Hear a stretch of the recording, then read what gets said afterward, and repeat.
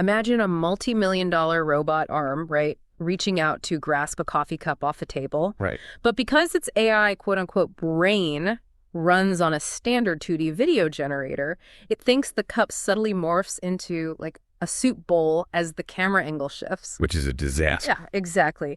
That geometric hallucination is a catastrophic failure if you're trying to calculate a millimeter-precise 6-degree of freedom grasp in physical space. Absolutely. So today on AI Paper Slap, we are unpacking a paper that finally fixes this. It's called RynnWorld-4D.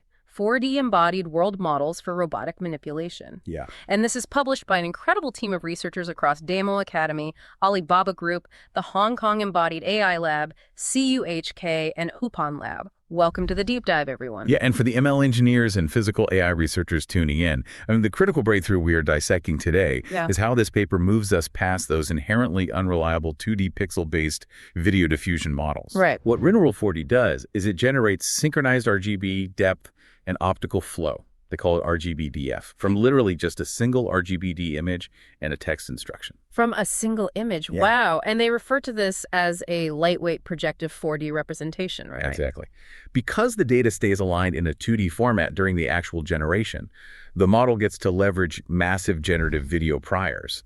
But then, crucially, it mathematically back projects that data into a strict metric 3D scene flow. Which is huge. And they didn't just propose some theoretical architecture here. They dropped a massive 254.4 million frame data set to train it. Yeah, the scale is incredible. And they engineered a policy head that completely bypasses the sluggish iterative denoising process so it can run closed-loop control at 9 hertz. Right. So our mission today is to dig into the tri-branch transformer that pulls this off, understand the actual math behind this geometric unprojection, and, figure out why the specific latent representation completely alters the landscape for inverse dynamics in robotics. It really does change the game.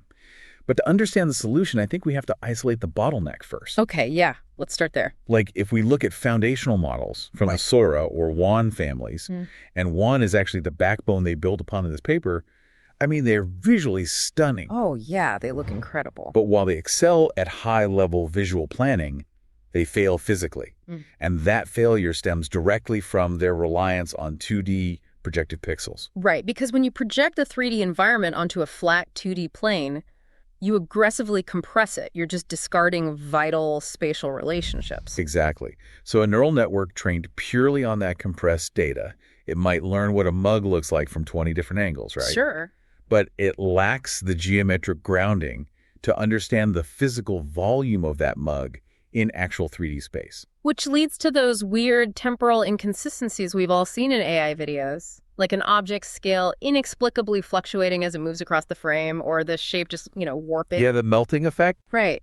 And if you're rendering a cinematic shot for a commercial, a slight background warp doesn't really matter. No one cares. But for an embodied agent performing bimanual manipulation, hallucinating geometry frame by frame means you literally cannot perform depth-aware interaction. We'll just smash the cup into the table. Exactly. I mean, trying to train a dexterous robot on a 2D video model is like trying to program a self-driving car using only screenshots of a racing game. That is a perfect analogy. Like, without a Z-buffer, the agent literally cannot tell if a pedestrian is small or just far away.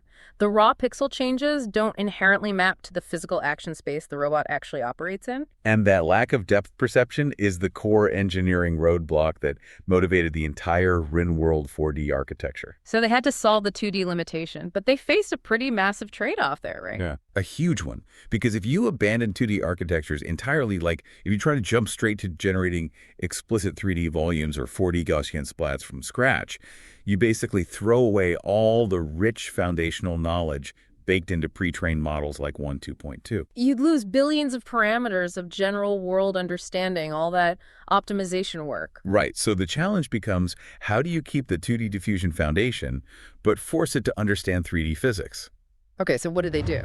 Their solution was to mutate the 1.2.2 video generation backbone into a highly specific tri-branch transformer. Tri-branch, so 3 parallel streams. Yes. This architecture synchronously co-produces the RGB, the depth, and the optical flow all inside a single shared diffusion loop. Wait, all 3 modalities at once? It sounds insanely computationally expensive. It would be, But they achieve this by inserting joint cross-modal attention modules, they call them JA modules, every 3 blocks across the transformer's 30 layers. Okay, so JA modules, how do those manage the compute cost? Inside these modules, they implemented this really clever sharing mechanism. The key and value pairs are shared across the 3 branches, but the queries remain entirely independent for each modality. Let me make sure I'm parsing the math there correctly. By sharing the keys and values, they drop the parameter costs significantly, right? Like down from 18 squared to 12 squared per block. Exactly. You save a massive amount of parameters. And the text prompt, the language instruction, that acts as a modality-agnostic semantic signal. So the context, like the baseline, what is happening in the scene, that can safely be shared. Right, because a cup is a cup, whether it's an RGB pixel or a depth coordinate. But the RGB, depth, and flow branches keep their own feed-forward networks and independent queries because they need to extract vastly different information from that shared context. You have a logic perfectly. So the RGB query scans the shared context for textures and lighting. The depth query extracts spatial geometry. And the optical flow query calculates the kinetic motion displacements. Okay, but having 3 independent decoders running in parallel introduces a pretty severe alignment risk. It definitely does. This is where I start questioning the stability of the output.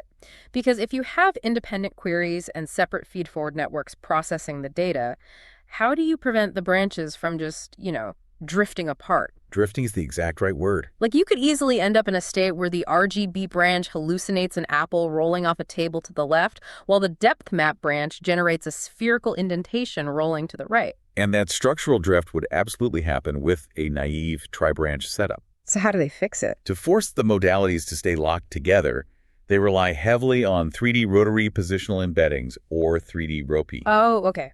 I know standard ROPE is heavily used in LLMs to encode token positions in a sequence, but how does projecting it into 3D act as the glue across these specific branches? Well, it comes down to how rotational matrices encode relative spatial distances rather than just absolute positions. Right, absolute encoding being like token A is at position 1 and token B is at position 2. Exactly. In a standard setup, the network knows their numerical order, but it doesn't intrinsically grasp the geometric distance between them in space and time. Okay, so what does 3D ROPE do differently? Instead of assigning a static numerical value, 3D ROPE applies a mathematical rotation to the token's embedding vector based on its position. It encodes the x-coordinate, the y-coordinate, and the temporal frame into one complex rotational matrix. Ah, so when the tokens pass through those joint cross-modal attention modules, the 3D ROPE injects this continuous spatial temporal position information consistently across all 3 branches. Yes, it mathematically restricts the cross-modal attention. Wow. So a query from the RGB branch at frame 10, pixel XY, is forced to attend only to the depth and flow keys and values at that exact same coordinate in space and time. Because they share that rotational bias. Exactly. The network basically has no choice. The texture, the geometry, and the motion are mathematically constrained to evolve together. Okay, so the output of this tri-branch transformer gives us a highly synchronized RGB-DF representation. We have 3 perfectly aligned 2D videos, right? But the paper calls this a 4D embodied world model. And, 3 flat videos do not equal 4D. How do we actually take that 2D aligned data and lift it into actual 3D scene flow? Right, so this step transitions away from neural network generation entirely and relies on a deterministic mathematical process called geometric unprojection. Unprojection, okay. Because the model outputs a depth map synchronized pixel for pixel with the RGB image, we can utilize the camera's intrinsic matrix. And that matrix contains the physical parameters of the camera, right? Like primarily the focal length and the optical center. Exactly. Let's walk the listener through that math, because it's pretty elegant. Yeah. You take a 2D pixel coordinate, say u equals 100, v equals 100 on the flat image plane. You subtract the camera's optical center, divide by the focal length, and then multiply by the z-axis distance value provided by that generated depth map. Yep, that's the formula. And that spits out the exact x, y, and z metric coordinates in the real world. And doing that on projection for every single pixel gives you a dense, static 3D metric point cloud for frame 1. But the physical world isn't static, which I assume is where the optical flow branch comes into play. Exactly. The dense optical flow provides the 2D displacement vector. So it tells us exactly how many pixels that specific point moved in the U and V directions on the flat image plane between frame 1 and frame 2. Right. We use that vector to find its new 2D location in frame 2. Then we look at frame 2's generated depth map to find its new z-axis depth. And then you just run the unprojection math again. Exactly. So now we have the exact 3D coordinates of that point in frame 1 and its exact 3D coordinates in frame 2. And the vector connecting those two 3D coordinates is the explicit 3D scene flow. You got it. It is a true per-point metric displacement in the physical world. That is just a brilliant circumvention, doing all the heavy generative lifting in 2D and then mathematically unprojecting it into 3D. It saves so much compute because the computational load of trying to calculate 4D Gaussian splatting or volumetric voxel grids straight out of a diffusion loop, it's practically unscalable for high-resolution robotics. Yeah, the hardware would just melt. Right. By keeping the data in a 2D-aligned format during the neural network pass, they get to ride the coattails of all the optimization work the industry has already poured into 2D diffusion. The conversion to explicit 4D only happens at the very end. Exactly. And to make sure that final point cloud is clean enough for actual robotic path planning, they apply a depth gradient-based edge filter. Yeah, that's a crucial cleanup step. Because at depth, discontinuities, like the sharp edge of a robot arm against the distant background diffusion models, often generate these slight, blurry halos. Which would confuse a robot planner. Exactly. So the filter detects sharp spikes in the depth gradient and masks out those edge artifacts. This explicit 4D mapping ensures the generated trajectories are physically plausible 3D movements, not just visual tricks. Right. But, an architecture this elegant is essentially an empty engine without fuel, and the fuel for this perfectly synchronized, dense 4D annotations of robotic tasks. That does not natively exist. No, it doesn't. You can't just scrape the internet for 254 million frames of pristine RGB-DF data. No, they had to synthesize the fuel themselves, so they curated what they call the RynnWorld-4D Dataset 1.0. Okay, let's break that down. They started with 254.4 million frames of standard 2D video, and they purposefully designed a hybrid corpus. So about 8.1% of it is human egocentric video. That's sourced from datasets like Epic Kitchens, right? Exactly. And then the remaining 91.9% is pure robotic interaction sequences from major datasets like Agibot, RDT1B, and RoboCoin. Okay, the logic there makes total sense. The human data provides a broad prior for how physics work and how objects are generally manipulated by hands, while the vast majority of the dataset teaches the specific kinematic execution traces of robotic grippers. Right. It grounds it in robot embodiment. But again, these original datasets are mostly just flat RGB videos. How do they retroactively generate the depth and flow annotations at that massive scale? They constructed a highly automated pseudo-annotation pipeline. Okay. They essentially processed every single video through a gauntlet of state-of-the-art specialist models. What was the first step? First, they ran Qwen3VL to generate detailed text captions describing the scene and the actions taking place. That provides that modality-agnostic semantic signal we discussed earlier. Through shared context, got it. Next, they ran a model called DP-Flow to calculate the dense per-frame motion fields. That creates the optical flow labels. Okay. And finally, they used Depth Anything 3 to generate monocular depth maps, which they quantized into 8-bit grayscale to standardize the data format. And they brute force all 254 million frames through this pipeline. They brute forced the whole thing. It was a massive undertaking in data processing, yielding pseudo-labels for the entire corpus. See, my ML engineer instincts are just flashing red right now. Oh, I'm sure. Because the classic paradox of pseudo-labeling is the risk of compounding errors. Right. You are trying to train a foundation model for millimeter-precise robotic manipulation, but your grain truth data isn't actually ground truth. It's just a best guess. Exactly. Depth Anything 3 is a fantastic model, but it is not a LiDAR sensor. It makes physical mistakes. DP Flow hallucinates motion artifacts. Aren't we just training a new model to memorize the hallucinations of older models? Well, if you were training a small policy network on, say, 50,000 frames, that is exactly what would happen. It would just overfit to the noise? Right. The model would overfit to the specific noise profile and artifacts of Depth Anything 3. But the researchers leaned into a fascinating phenomenon that occurs at massive scale. Which is? At 254 million frames, a phase shift happens in the latent space. Oh, wow. So the model stops memorizing individual errors and starts abstracting the underlying physical rules.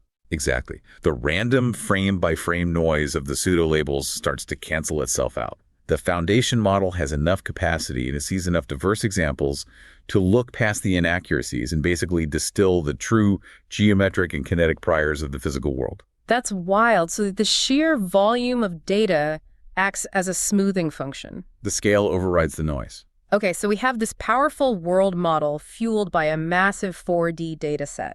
If we give it an image and a text prompt, it can generate a physically accurate 4D trajectory of the future. Right. But there's a massive gap between generating a cool point cloud video of the future and actually telling a physical robot arm to grab a physical apple in the real world. A huge gap. So we need to talk about closing the loop with the inverse dynamics head, the RynnWorld-4D policy. Yes. So the standard intuitive approach here would be to use the world model as an advanced simulator. Right. Decoding the whole video. Right. The model fully decodes the video, outputs the pixel frames, and then a separate policy model looks at those generated pixels to plan as motor actions. Which would be unworkably slow. Completely unworkable. Because diffusion models operate on a noise schedule requiring iterative denoising. They have to step through the latent space dozens of times to pull a clean image out of pure Gaussian noise. Right. If our robot has to wait for a 50-step diffusion loop to finish rendering a video before it decides how to move its gripper, the object it's trying to catch has already hit the floor. It's way too slow for closed-loop control. So how did they bridge that latency gap for real-time reactivity? They bypass the decoding process entirely. To skip it. Exactly. The policy does not wait to look at the final video. Instead, it consumes the internal predictive latents of the frozen RynnWorld-4D model directly. Direct latent access. Specifically, they extract the 3072 dimensional features from block 15 of the transformer, right at diffusion, time step t equals 500. Time step 500 out of 1,000. That is the exact midpoint of the diffusion process. Right. That is a brilliant architectural choice, because by 2 equals 500, the macroscopic structure of the scene is already formed in the latent space, right? Exactly. The geometry, the physical constraints, and the trajectory are largely decided. But it hasn't wasted compute cycles resolving all the high-frequency pixel noise, like the exact texture of the wood grain on the table. Because the robot's motor control doesn't care about the wood grain. It just needs to know where the table is. Exactly. So you extract that rich, mid-level hidden state with a single forward pass, completely sidestepping the multi-step denoising bottleneck. Wow. The world model's internal representation already contains the 4D spatial and temporal dynamics. The policy head just reads that latent state and maps it directly to motor commands. It makes me think of a chess grandmaster. How so? Well, Grandmaster doesn't need to physically draw out every possible future board state on a piece of paper to decide their next move. Right. Their internal intuition, that latent representation of how the pressure on the board is going to unfold over the next 5 turns, that is enough to pull the trigger instantly. That's a great way to look at it. The robot is basically acting on its spatial intuition. And because it only requires that single forward pass, they achieved a 9 Hz closed-loop control rate on the real-world Tianji M6 robot, utilizing those complex WUGI dexterous hands. 9 Hertz. That makes the system highly reactive. Very reactive. During their physical trials, if an object was bumped mid-grasp, the system didn't just freeze or fail. It could adapt. Exactly. The next 9 Hz update simply consumed the new visual state, processed the new predictive latent, and replan the trajectory on the fly. And furthermore, because these latents encode a spatial volume rather than just a 2D pixel coordinate, the robot has a much wider capture range for error recovery. It fundamentally understands the 3D space it's operating in. But you know, that real-time reactivity is incredible in theory, but in the physical world, architectural theory only matters if the ablation studies back it up. Always. We really need to scrutinize these engineering choices to see if they actually carry their weight. Let's start with the dataset. What happens if you strip away the 4D pre-training on those 254 million frames and just train the model purely on task-specific robotic manipulation data? Performance collapses entirely. Really? Entirely. Yeah, they measure the accuracy of the optical flow using average endpoint error, or AEP. In the full model, the error is a very tight 0.170. Okay, 0.170. Without the massive 4D pre-training, that error surges to 0.729. Oh, wow. That's a massive jump in error. It demonstrates that task-specific data simply lacks the situational diversity required for a model to generalize complex spatiotemporal dynamics. You need the broad foundation of general physics before you can specialize in a specific task. Exactly. Okay, what about the architecture? We discussed the separate feed-forward networks for the RGB, depth, and flow branches. The shared key-value mechanism saves a ton of compute, so why not push that further?